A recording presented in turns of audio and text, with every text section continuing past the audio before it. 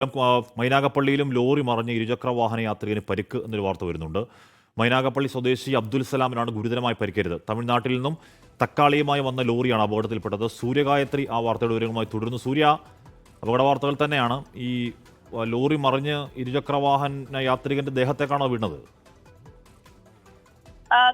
കരുനാഗപ്പള്ളി ശാസ്താംകോട്ട റോഡിൽ മൈനാഗപ്പള്ളി കുറ്റി മുക്ക് ജംഗ്ഷനിലാണ് ഇത്തരത്തിൽ തക്കാളി ലോറി നിയന്ത്രണം വിട്ട് ഇലക്ട്രിക് പോസ്റ്റിലും ഇരുചക്ര വാഹനത്തിലും ഇടിച്ച് മറിഞ്ഞിട്ടുണ്ടായിരുന്നത്. അപകടത്തിൽ ഇരുചക്ര വാഹന യാത്രികനായ മൈനാഗപ്പള്ളി സ്വദേശി അബ്ദുൽ സലാമിന് ഗുരുതരമായിട്ട് പരിക്കേറ്റു എന്നുള്ള വിവരമാണ് ഈ ഘട്ടത്തിൽ ലഭിക്കുന്നത്. പുലർച്ചെ 5:30യോടെയാണ് ഈ അപകടം ഉണ്ടാകുന്നത്.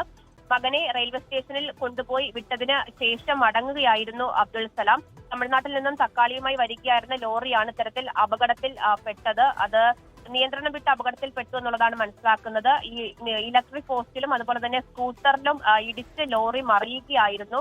യാത്രക്കാരന് നിലവിൽ ഗുരുതരമായിട്ട് പരിക്കേറ്റിട്ടുണ്ട് എന്നുള്ളത് അറിയുന്നു. ശാസ്താംകോട്ട സ്വകാര്യ ആശുപത്രിയിൽ നാട്ടുകാരെല്ലാവരും ചേർന്ന് അബ്ദുൽ സലാമിനെ പ്രവേശിപ്പിച്ചിട്ടുണ്ട്. മറ്റാർക്കും അത്തരത്തിൽ വലിയ പരിക്കുകളൊന്നുമില്ല. ഈ ലോറി ഡ്രൈവർക്കും ചെറിയ പരിക്ക് പറ്റിയിട്ടുണ്ട് എന്നുള്ളതാണ് ഇത്തരത്തിൽ മനസ്സിലാക്കുന്നത്.